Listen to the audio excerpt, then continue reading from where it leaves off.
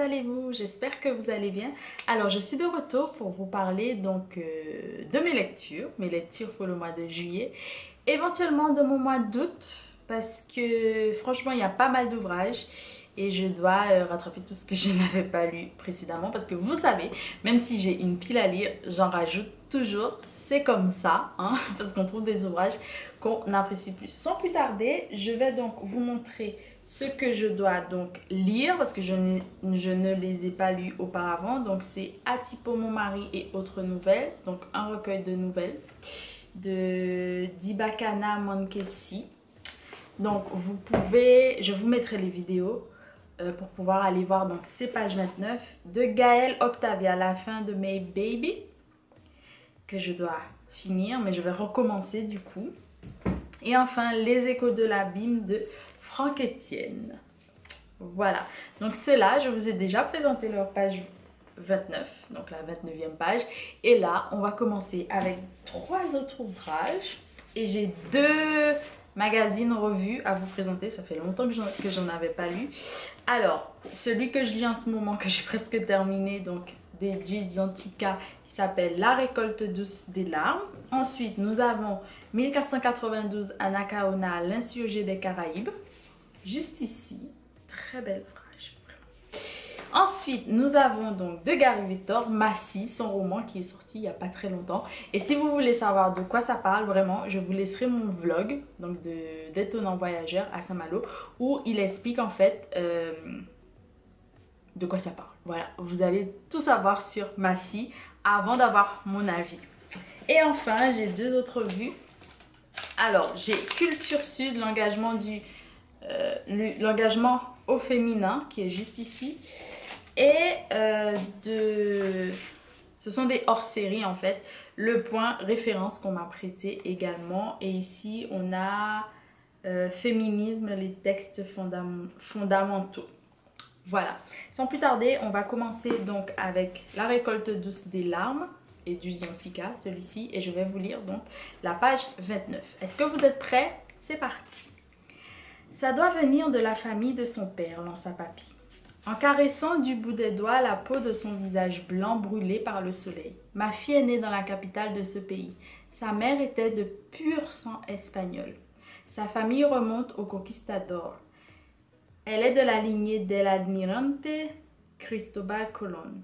Quant à moi, je suis née près d'un port de mer à Valence en Espagne. Nous emmaillotâmes les bébés dans des langes blancs que j'avais ourlés pendant la grossesse de la Señora Valencia, alors qu'elle pensait qu'elle n'aurait qu'une fille.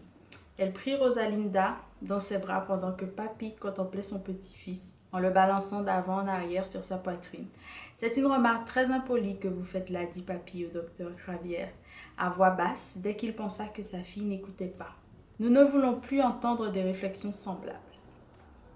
À ma belle, pourrais-je te demander une cafecito? Le docteur Cravière trouva préférable de s'éloigner de Papy. Donne-lui ce qu'il veut, dit Papy, sans quitter son petit-fils des yeux. Le docteur Cravière me suivit à l'office. Au moment où il franchissait le seuil de la pièce, un paquet de persil séché lui effleura le crâne, en laissant quelques brides dans ses cheveux. Je tendis la main pour les élever, mais je me retins à temps. Le geste eût été trop familier et il aurait pu se méprendre sur mon sens. Quand on travaille pour les autres, il faut sans cesse se tenir sur ses gardes. Le docteur Cravière s'adressait toujours à moi avec courtoisie, mais je ne pensais pas qu'il aurait aimé sentir ma main s'égarer dans ses cheveux. « À ma belle, tu nous avais caché tout ce temps tes talents de sage-femme, me dit-il. Je ne me considère pas comme une sage-femme. » Et ça continue. Alors, je ne vais pas vous spoiler parce que je vais vous en parler à la fin du mois, mais j'adore cet ouvrage, vraiment. Et ça parle... je vous avais laissé un extrait sur Instagram, je vous laisse aller voir ça. C'est un ouvrage qui est fort, non seulement pour l'histoire en Haïti, mais l'histoire des 2 îles de la République dominicaine et d'Haïti. En gros, d'Hispaniola. Voilà. On continue, donc je vais presque terminer et je vais continuer avec Anacaona. Anacaona, je ne sais pas si vous la connaissez, mais vous allez la connaître bientôt. Alors, c'est un roman graphique Donc, il y a 7 illustrations et moi, je vais vous lire ceci. Voilà, c'est parti. Anacaona, fleur d'or en langue taïno, est célébrée pour sa beauté, sa chevelure souple, noire de jet, coupée au ras des sourcils et qui lui tombe au milieu du dos. Sa taille fine, sa peau lisse et cuivrée, son front haut et plat, ses longues mains, ses chevilles souples, ses lèvres rouges carmin et pulpeuses, d'où s'échappent des poèmes et des chants merveilleux. En 1492, Haïti aurait compté 1 million d'habitants. Les Caraïbes et les Amériques étaient bien plus peuplées que l'Europe de l'époque, mais diffuser l'idée d'île déserte ou peuplée d'une poignée de sauvages rendrait sûrement la colonisation plus acceptable. Si vous ne savez pas ce qui va suivre, moi je vous dis que ça peut vous piquer. C'est mon prochain, je vous donnerai mon avis avec grand plaisir. Je continue. Je souhaite continuer après avec Gary Victor, donc Massy. C'est parti pour la 29e page. Il allait devoir se battre pour garder cette fonction tant convoitée. Heureusement, le président de la République semblait l'avoir en profonde sympathie. Il n'aima pas l'adjectif profonde. Cela lui rappelait ce moment dans le carré présidentiel. Voici le dossier. Vous pouvez le manipuler sans crainte, dit le vieillard. Le ministre sursauta. Il n'avait pas vu arriver le sorcier. Il hésita. Le commissaire lui tapota l'épaule. Vous pouvez faire confiance à mon ami, monsieur le ministre. C'est le meilleur qu'on connaisse dans ce domaine. Sans lui, moi, devant vous, en ce moment, serais depuis longtemps 6 pieds sous terre. Dieu seul, la pénurie, comprit qu'il lui fallait faire preuve de courage. Il n'avait pas été à la hauteur de la situation. Sa secrétaire avait pris les choses en main. C'était mauvais pour son image. Un ministre est un ministre. Il prit bravement le dossier et le cala sous son bras. Peut-être venait-il de signer son arrêt de mort.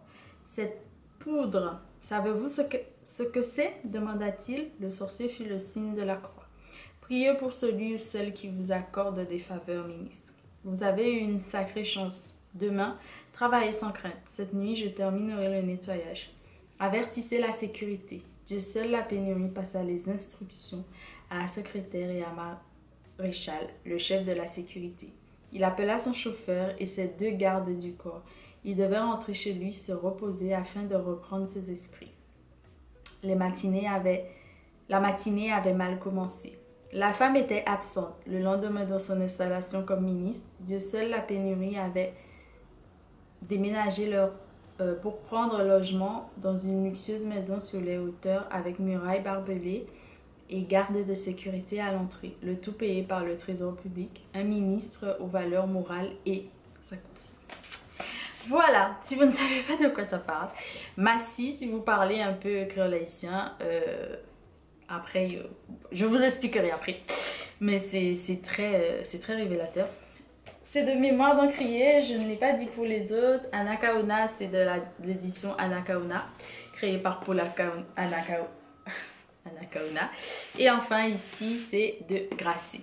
Voilà, donc normalement, j'ai ces 6 ouvrages à lire, juillet et août, on dira. Voilà, donc ce sera ma pile à lire et ma page 29 pour ma 29e page pour juillet et août. Mais comme je sais que je vais rajouter autre chose, restez à l'écoute.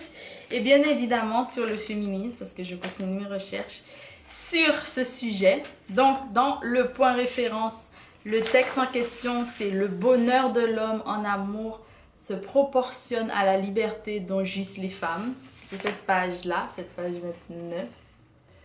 Voilà, très intéressant. Et enfin, dans Culture Sud, pour la 29e page, c'est un demi-siècle de féminitude et l'engagement donc au féminin, c'est le titre. Voilà, ça se présente comme ça. Voilà, ça fait longtemps que je n'avais pas lu de revues, de magazines ou autres. En général, je faisais ça juste pour les études.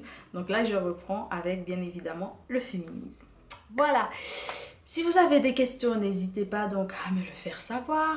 Ici en barre d'infos notamment. Si vous avez lu ces ouvrages, n'hésitez pas à me dire ce que vous en pensez. Moi, bien évidemment, je vous ferai un retour. N'oubliez pas de vous abonner donc sur ma page Facebook, sur mon Twitter et sur mon Instagram. Sur Instagram notamment parce que je suis très présente et vous pouvez voir des choses que par exemple vous ne pouvez pas voir ailleurs. Et je vous embrasse très fort et je vous souhaite de bonnes lectures. J'espère que vous lisez avec engouement. Et puis si vous êtes en vacances, n'hésitez pas à me dire ce que vous avez choisi de lire, où vous partez en vacances, etc. C'est trop bien d'avoir de vos nouvelles, alors n'hésitez pas à me donner de vos nouvelles. Je vous embrasse très fort et je vous souhaite de très bonnes vacances si vous êtes en vacances. Et si vous n'êtes pas en vacances, parce que moi je ne suis pas vraiment en vacances, je vous souhaite une bonne continuation. Gros bisous, bon juillet et bon mois d'août également. Bisous.